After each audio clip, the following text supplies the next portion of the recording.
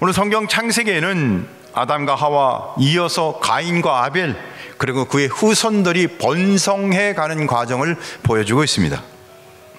그런데 한 가지, 하나님의 이름을 잃어버리고 있습니다.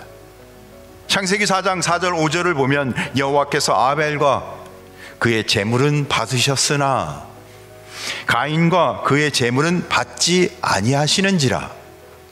가인은 굉장히 불쾌했습니다. 안색이 변했다고 성경이 기록합니다. 가인은 죄의 본성에 따라 행동합니다.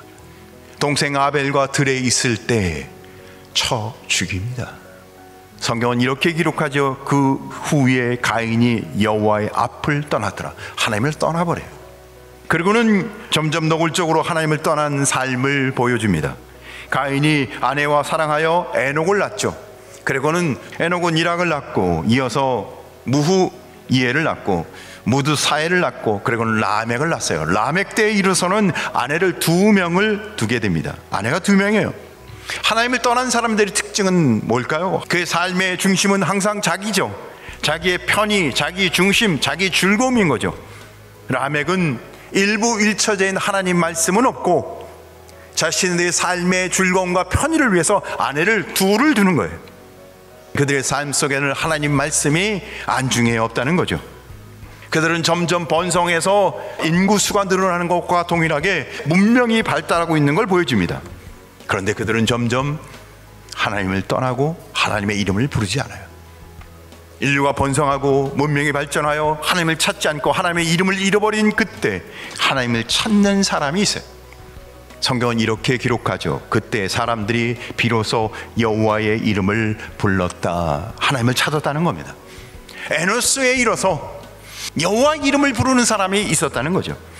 요엘서 2장 32절을 보면 하나님의 이름을 부르는 자들이 어떤 자인지를 기록하죠. 누구든지 여호와의 이름을 부르는 자는 구원을 얻으리라. 할렐루야. 하나님의 거룩한 백성이라는 거죠. 하나님의 거룩한 자녀라는 겁니다.